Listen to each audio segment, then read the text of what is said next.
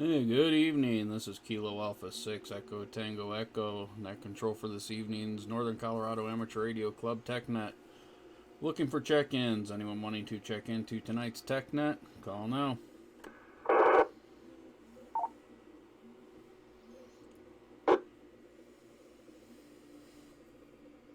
This is Kilo Zero, Whiskey Delta Echo, Andrew in Fort Collins.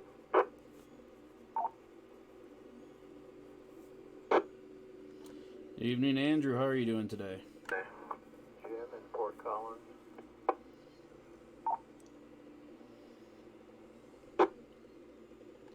Yep, I doubled with Jim. Can you come back with your call sign?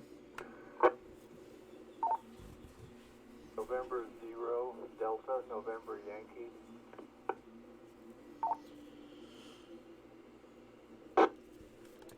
Okay, got that. November 0, Delta, November Yankee. Anyone else want to check in for tonight's Tech Net? Please call now. Kilo Delta Zero, Yankee Oscar Papa, Scott in Fort Collins.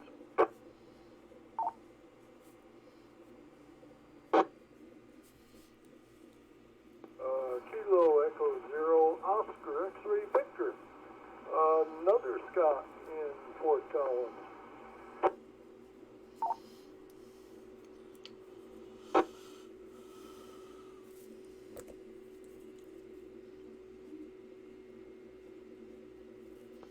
And Zero EMP, Greg in Fort Collins with Debbie, K0DBE.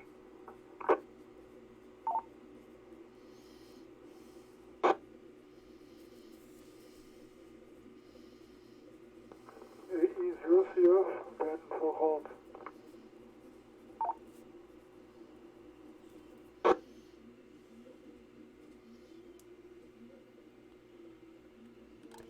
Okay, KE0YOP, KE0XV, N0EMP, K0DBE, and AE0CF. Anyone else want to check in for tonight's Tech Net? Call now.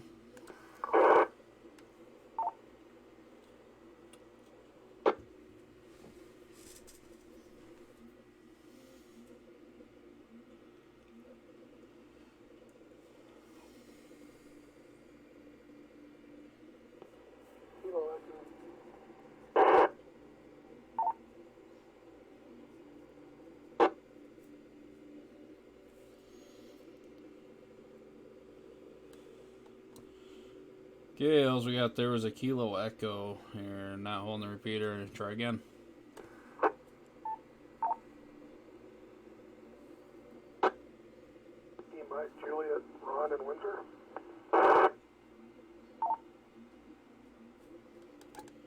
And that time you cut off the beginning. All we got was Mike Juliet.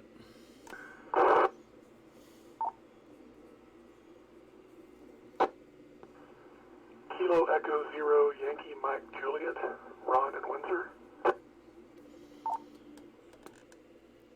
Okay, got the whole thing that time. KE0YMJ. This is Kilo Alpha 6 Echo Tango Echo Net Control for this evening's NCARC Tech Net. Looking for check-ins. Anyone wanting to check into tonight's Tech Net? Call now.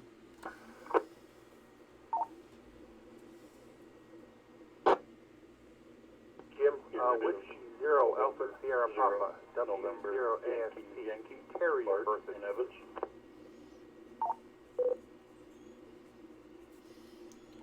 Hey, had a perfect double there. Let me see if I managed to get both people out of it. Got W0 ASP Terry and N0 NYY Bart.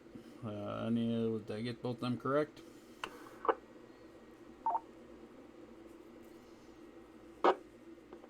Roger on mine, N0 NYY.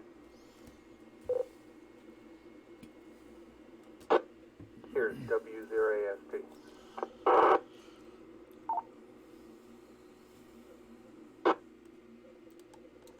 Hey, thank you both. Managed to pull both of you out of a complete double that was just about perfect. Enough gap in between words to get the other one out. Anyone else want to check in? Call now.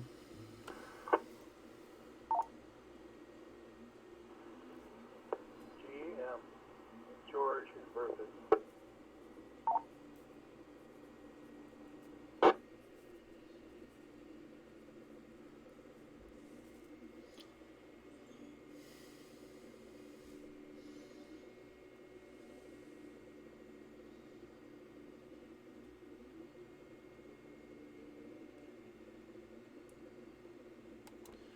Hey, I got George in there.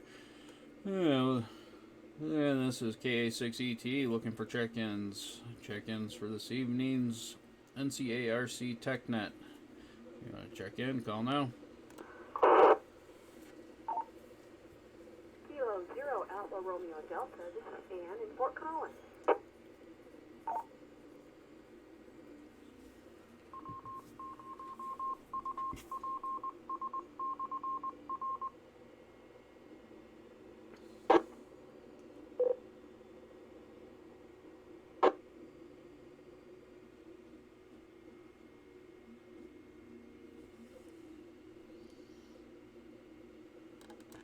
Hey, K0ARD in there. Sound like someone was try checking in on Echolink. He just keyed up and that was it. And then dropped the repeater. Try again.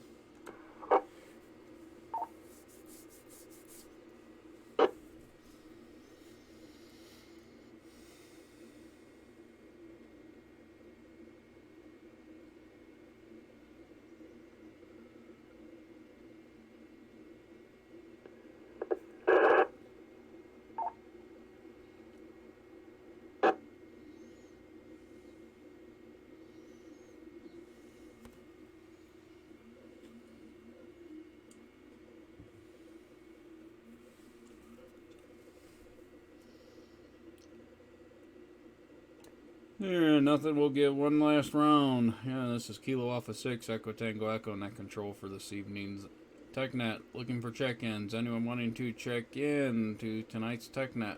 Call now.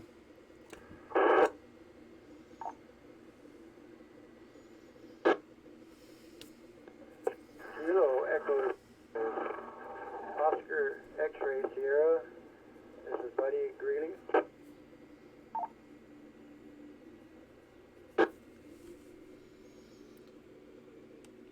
Hey, got you in there, KE0OXS. Thank you for checking in. Anyone else? N0BF Stephen Loveland.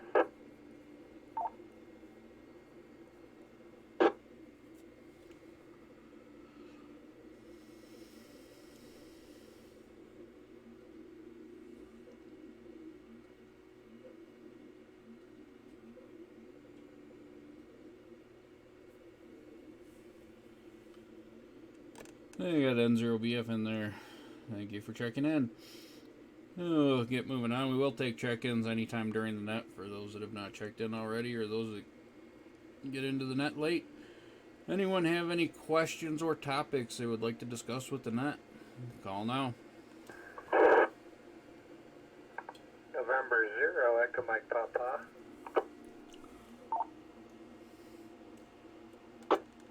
Greg, go ahead.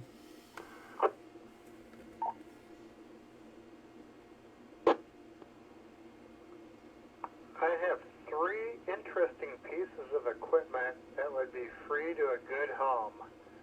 I have them because I bought a couple of 19-inch rack hard cases off Craigslist, and they had some equipment in them that I don't want. So I have a Panasonic professional digital audio tape deck, Sierra Victor 3700.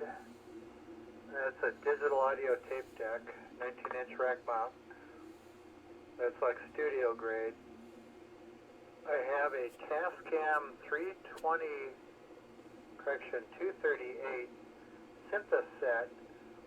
It's apparently an 8-track recorder with an 8-channel equalizer. And it's again a studio quality piece of equipment to record 8-track tape with some kind of synchronization mechanism in it. And I have an Ensoniq SQR drum synthesizer. All 3 of these things free to a good home in 0 EMP.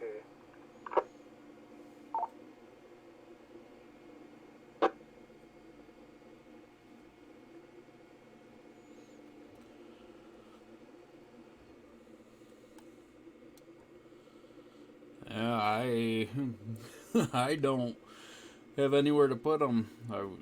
I know I'm looking for old radio stuff, not even stuff that's really working, but nothing as far as 8-track or tape deck stuff. Just to add to a collection and kind of display. Anyone have any questions for Greg, or anyone want to take him up on that offer? It's a good price.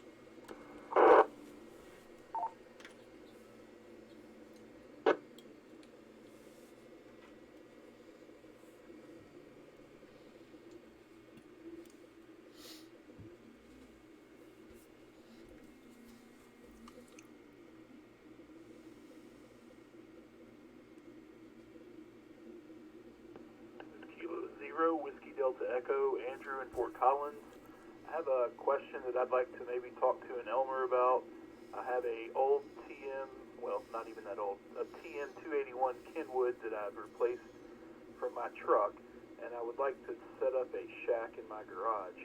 And just wanted to bounce some ideas off of someone with a little more knowledge than me.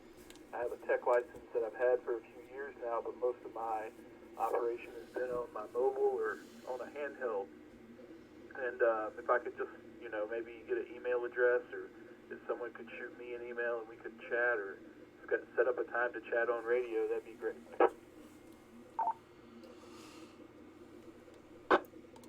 And definitely we can chat now if you have any questions you can think of right now as far as currently. If not, we also have the NCARC has a email address. It's elmers@ncarc.net, which goes to a group of the more experienced hams that help out. Again, it's just elmers@ncarc.net. All right, we're more than happy to take your questions and give you some input right now. There's quite a few of us on here that have a lot of years of experience built up.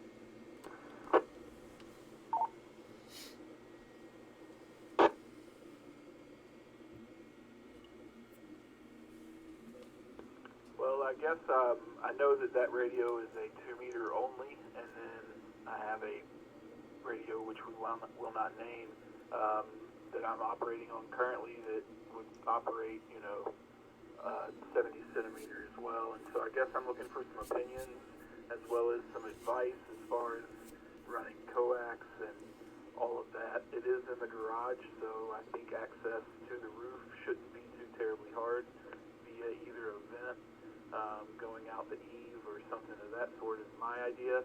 But if there's, better solutions, I'd love to hear that sort of input. N0NYY.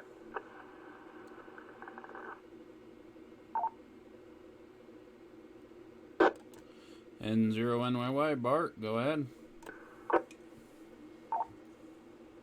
Okay. A thought, I have an antenna, a dual band J-pole from Arrow located in the attic of my garage. And that allows me to drop a coax down through the drywall and not bother going outside with it. It's weatherproof. It's pretty much not likely to get hit by lightning, knock on wood. But that makes a really good antenna for my garage radio, which is an HT. If you're looking at hitting repeaters that are farther away than the one you're using now and the ones we have here in the club, you may want to put it up on a mast outside. But if it's primarily for local use, as mine is in the garage, I'm just listening when I'm out there building stuff. Attic mounting the antenna might be convenient for you. And zero in my way.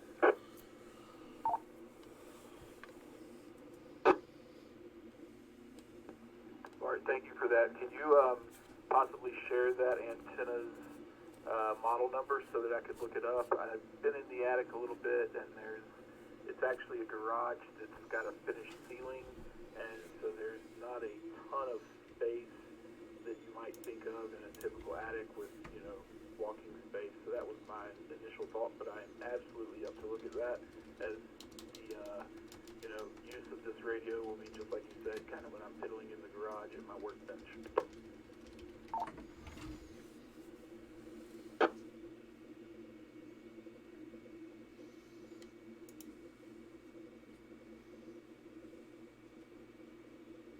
another identical antenna to it, but it doesn't have any kind of a number on it.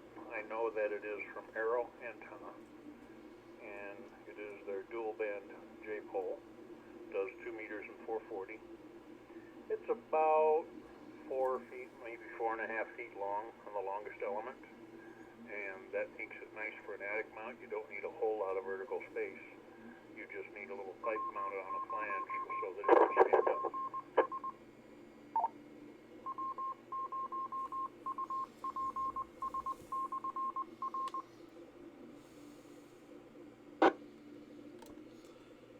This is KA6ETA net control for this evening's Tech Net. For my experience with Arrow, I believe their J-pole antennas are just an OSJ, and then the band, which would be like 144/70 or 440, something along those lines. I mean, I would just Google. Arrow doesn't make a whole lot of different types of the antenna. They're only going to have 1 or 2. They're a smaller company, but they are a very reputable company. Just Google the Arrow J-pole or dual band J-pole, and it should come up with probably 1 or 2 options to pick from that.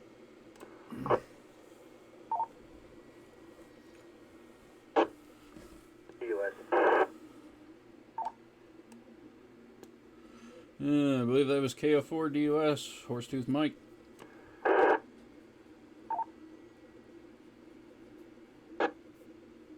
Yeah, KF4 DUS, Horsetooth Mike. I have a couple of J-poles. They're the inline type, and they kind of act like a directional antenna. So when I was using it, I had to be sure it was pointing toward the repeater and not toward the garage where it would bounce off the steel. The other one that we installed for Kevin in 7GES has just the two radios, and then it has ground plane radios around it, and that's pretty much true omnidirectional. So those are the only 2 J-poles that I know that Arrow has.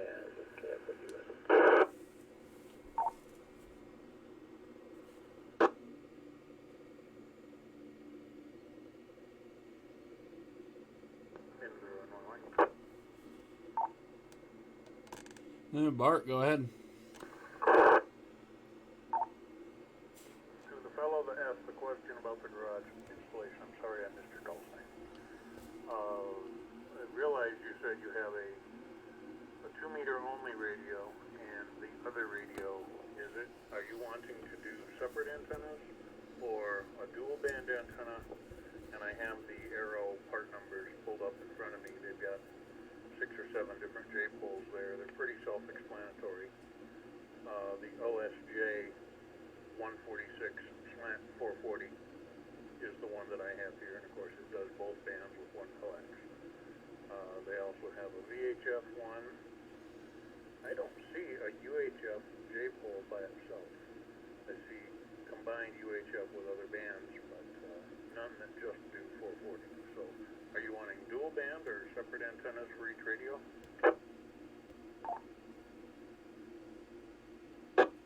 I would prefer a dual band. I think, kill 2 birds with 1 stone, and then if I need to have the output power of hooking up the bigger 2M 281 radio to really put out there for some reason or another, then I could do so with an adapter, I think.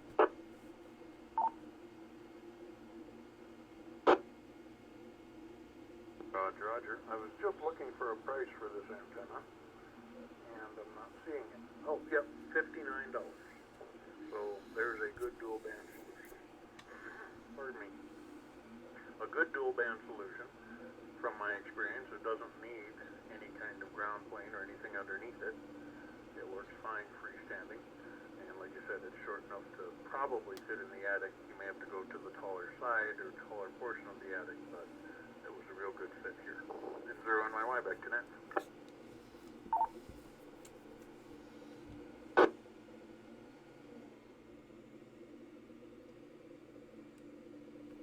Bart, I appreciate the input, as well as I I'm sorry I didn't catch your call sign. The other gentleman who suggested the inline possibly. Thanks for both of those. I'll look into them.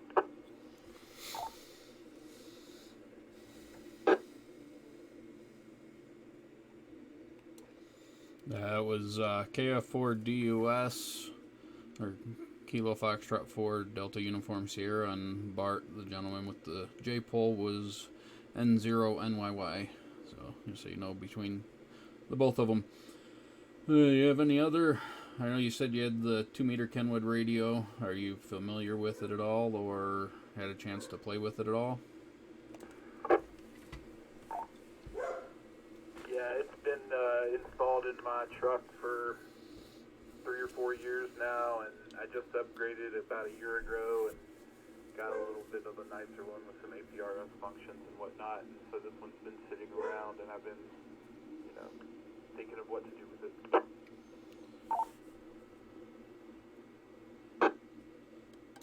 Okay, yeah, I mean, definitely. The J-pole antenna is actually what I was gonna recommend. I was gonna ask if you want something that you can build yourself. I know with a 2-meter only radio, you could build a J-pole out of some copper tubing, fairly inexpensive and fairly cheap, and give you a little bit of experience and understanding about the construction of an antenna at the same time, if you wanted to go that route. But $59 is also a fairly inexpensive antenna to just purchase.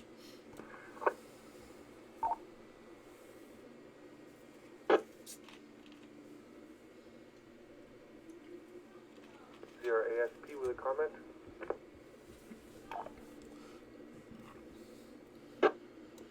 And W0ASP, Terry, go ahead.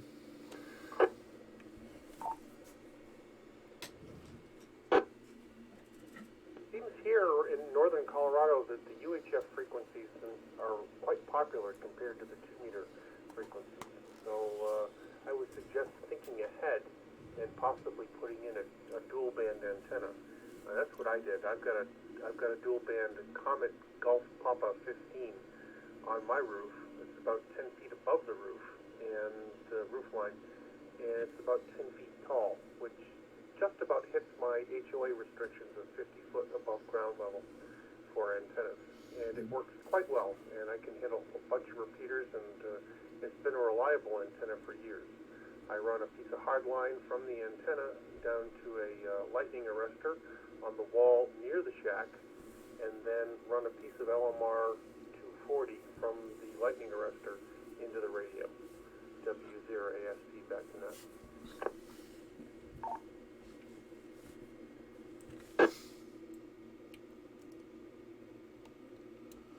Yeah, definitely agree. Thinking ahead and planning ahead is always a benefit. It also is just taking something simple and putting it together to learn a little bit more of the theory, and that's also beneficial in my opinion anyway. But it's all in a matter of what you want and what you want to do. But thank you for that. I know my antenna, I use the Diamond dual band, the X200 for my base antenna, and it's also mounted about 15 feet above the roof line and extends up 10 feet from there. So up there, I know I can hit repeaters all the way from Cheyenne down to Pikes Peak, so it's a good antenna.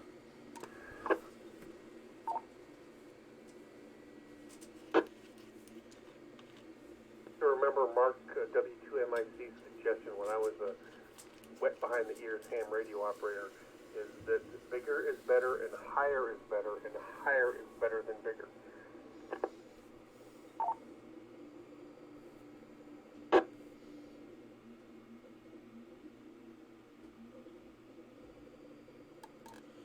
Yeah, that's bigger's better and more power's better. Well, not really, but it's the same concept.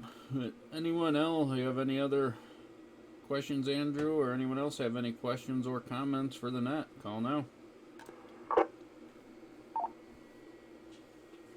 KE0YYU.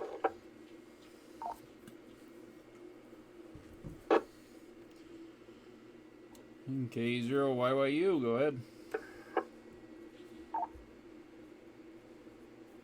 I've recently gifted a Yaesu mobile. It's an old FT1802M model. Well used, has sentimental value to me. And it worked great for probably 2 weeks. The mic cable, the insulation on the outside is frayed a little at both ends. Didn't seem to cause any trouble, but the last couple times I used it, I got the signal report that the radio was just falling apart, and pretty soon it just stopped working. The last time I used it, I'll just say that it failed when I keyed the mic. It receives fine, but as soon as I key that mic, it dropped my power supply like it shorted it out, but it really didn't. Fan shut off, the VU meters went to 0, but the power light stayed on. Once I shut everything off and the power supply came back off, and I'm talking to you on it right now on a different radio, wondering if anybody has any insight to that. I'm wondering if I can just swap out the mic cable or something of that nature.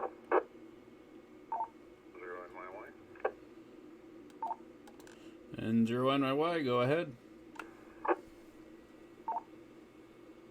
I'm vaguely familiar with that radio. What you're describing is what we call a crowbar effect. So you probably have a short in one of those wire that keys the keying relay or keying circuit. So when you push the push to talk, that wire shorts to ground, causes the radio to draw more current than the power supply can drive. So the power supply momentarily shuts off the output so it doesn't do damage. The power light will stay on, but your output will drop to 0. So it's probably a short in the mic cable, and mic cables are really easy to fix and repair. You might even look at replacing the microphone. If you need someone to do the wire work for replacing the cable, I would volunteer to help you out with that. 0 and my wife back to that.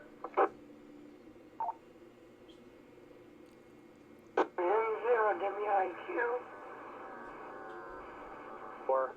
I found a replacement cable as well as the whole mic setup at HRO, and I can maybe take a look at doing a little solder work myself. Thanks very much. KE0YYU.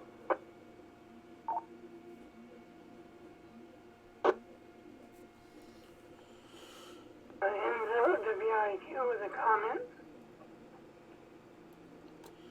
WIQ, Carrie, go ahead.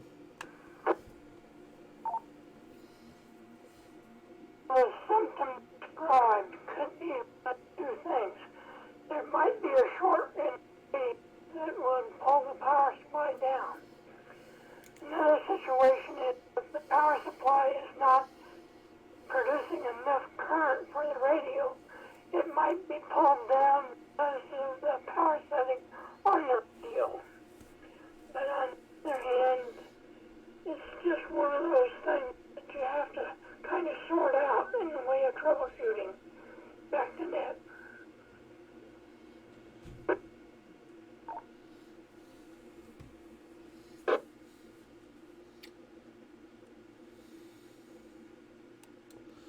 Yeah, definitely agree there, Carrie.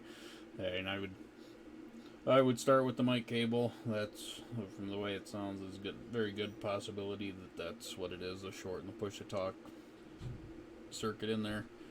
But any other questions or comments? Call now. Your ASP with a comment?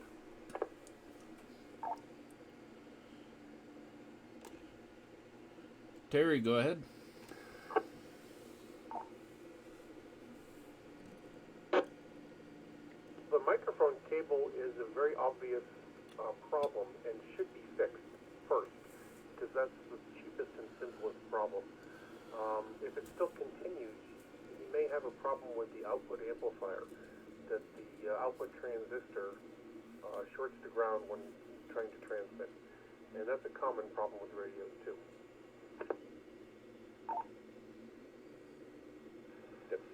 USC comment?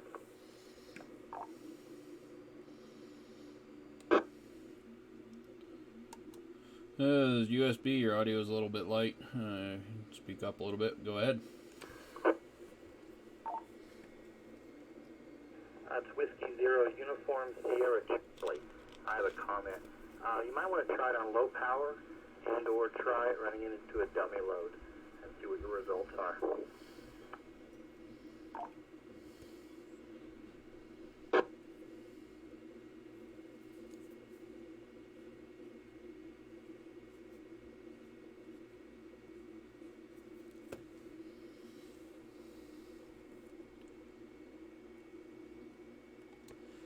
Yeah, definitely. Going into a dummy load for testing purposes would definitely be a good idea. Thank you for that. Anyone else?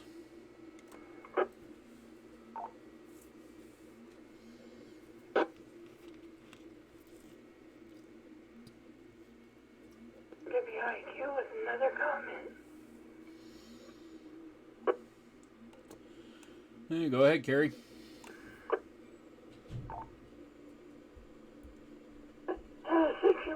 One time where I hooked up a HF radio to an antenna that wasn't matched, and it blew out the power supply I had on the radio, because standing waves can do a lot of damage too, especially if they're too high.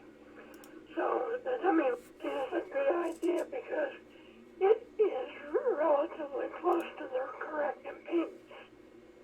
So, this is my comment. Back to Ned.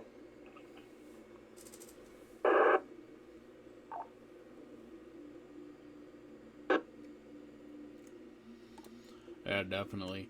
Yeah, this is Kilo Alpha 6 Echo Tango Echo Net Control for this evening's Northern Colorado Amateur Radio Club Tech Net.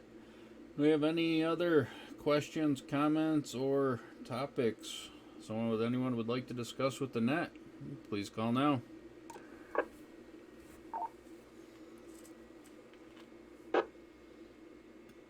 Kilo Echo 0 AR with a question for the net.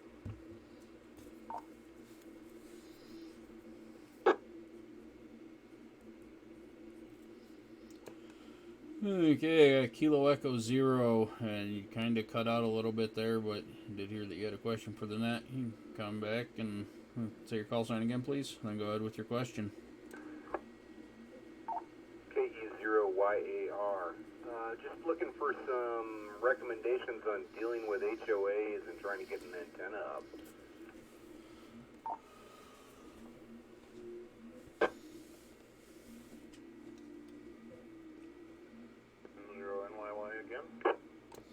And 0NYY, go ahead.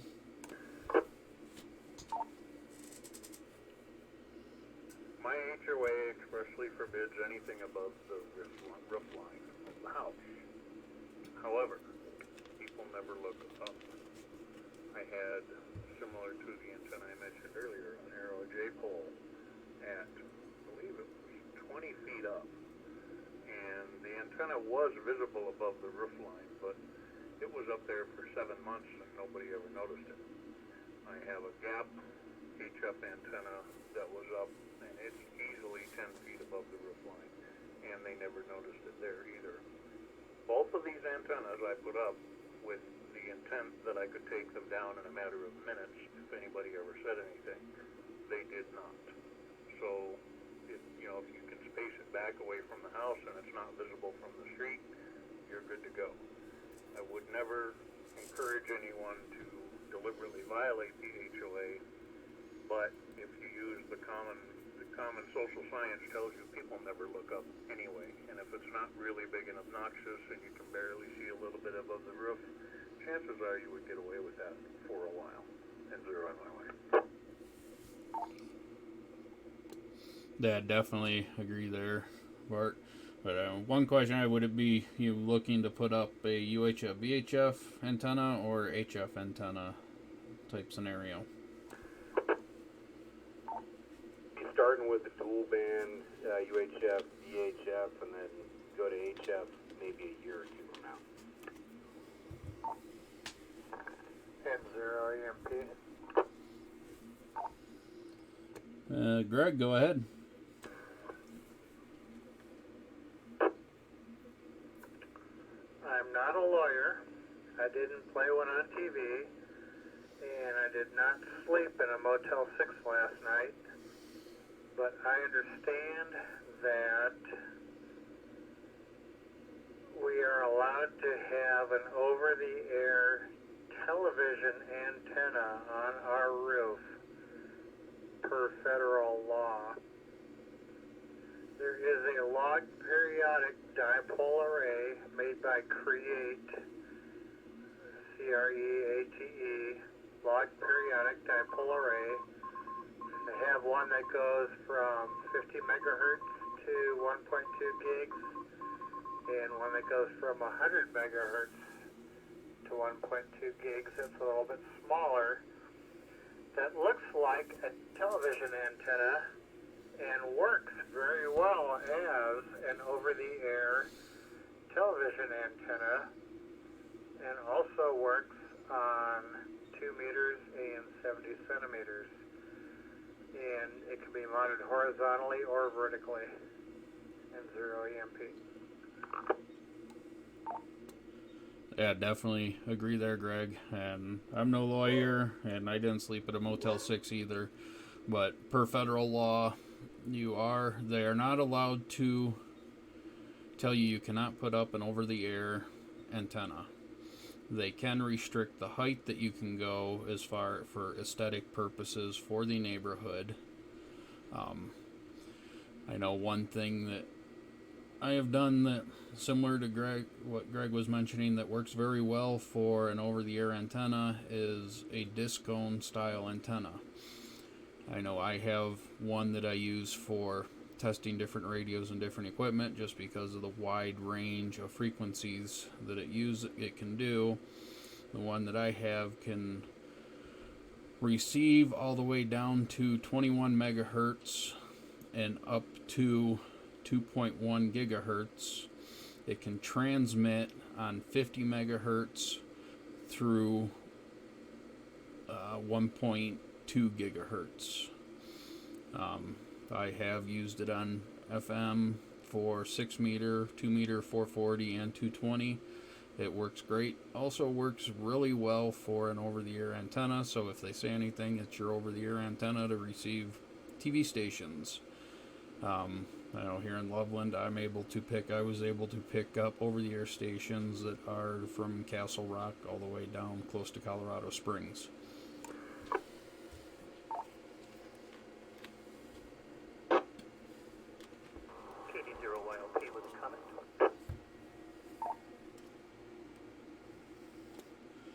Okay, it sounded like there was a double in there, but I got KD0YLP. Go ahead. Hey, this is Scott. I have a house southwest side of Fort Collins, and I live in an HOA where they do not allow outside antennas at all. So what I did is go the attic antenna route. I don't have enough trees right now to figure out a good way to do any stealthy things outside, but I'm still thinking about it. But I've got a Diamond X50A in one attic right above my shack for VHF, UHF, which is where I'm on at the moment. And I have a larger attic over my garage on the side of the house. And I built an inverted V for HF on 40, 20, and 10 and ran that all through and coaxed on through the wall. So they're both working pretty well for me at this point. I'd like to experiment more with outside, but you can certainly get away with it in the attic if that's all you have available.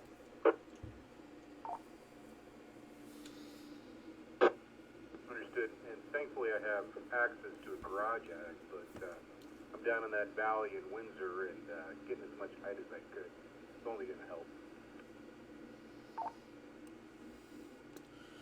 Yeah, definitely. I mean, explore the attic option. I know once you start getting for HF in that, I know I just helped a friend install an antenna.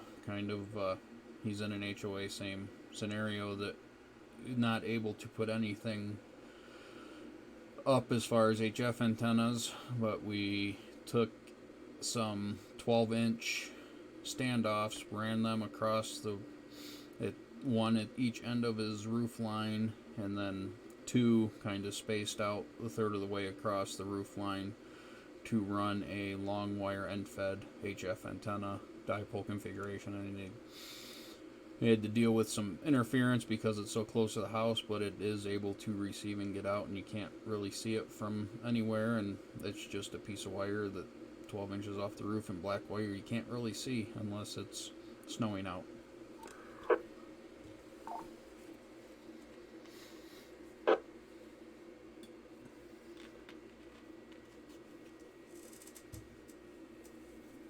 N0WIQ. And WIQ, Carrie, go ahead.